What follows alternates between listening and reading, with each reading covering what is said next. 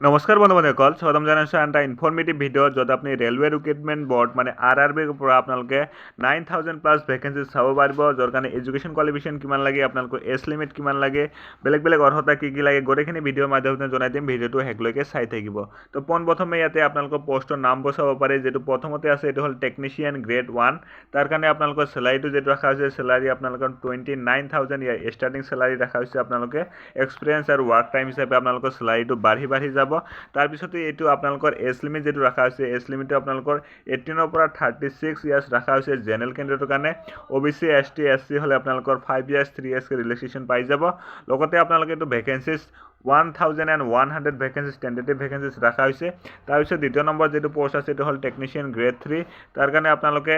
19900 আপোনালোকে ইয়াতে স্যালাৰি পাই যাব তাৰ কাৰণে আপোনালোকে এজ লিমিট যেটো ৰাখা হৈছে আয়ু সীমাটো আপোনালোকে 18 ৰ পৰা 33 ইয়াৰ্স ৰাখা হৈছে জেনাৰেল ক্যান্ডিডেটৰ কাৰণে বাকি ST SC OBC ৰ কাৰণে আপোনালোকে ৰিলেক্সেশন পাই যাব এই দুটা মিলি আপোনালোকৰ টোটাল 9000 পোষ্ট হৈ যায় আপোনালোকে 9000 পোষ্টৰ কাৰণে এপ্লাই কৰিব পাৰিব তাৰ কাৰণে আপোনালোকে যেটো লাষ্ট ডেট ৰাখা হৈছে লাষ্ট ডেটটো আপোনালোকৰ 8 তাৰিখ 4 মাহ 2024 মানে এপ্ৰিল মাহৰ 8 তাৰিখলৈকে আপোনালোকে ইয়াতে অনলাইন ফৰ্ম ফিল আপ কৰিব পাৰিব এডুকেশ্যন কোৱালিফিকেশ্যন আপোনালোকৰ বেলেগ পোষ্টৰ কাৰণে বেলেগ ইয়াতে এডুকেশ্যন কোৱালিফিকেশ্যন লাগিব কিছুমান 10 ক্লাছৰ কাৰণে আছে কিছুমান 12 পাছৰ কাৰণে আছে কিছুমান আপোনালোকৰ ITI পাছৰ কাৰণে আছে আৰু বেলেগ গ্ৰেজুৱেচন পোষ্টৰ কাৰণে আছে গোটেইখিনি জানিবৰ কাৰণে আপোনালোকৰ ৰিজনেল যেটো ওয়েবসাইট থাকে মই যেহেতু অসমৰ পৰা কৈ আছো তেনেহলে গুৱাহাটী যেটো ৰিজনেল ওয়েবসাইট আছে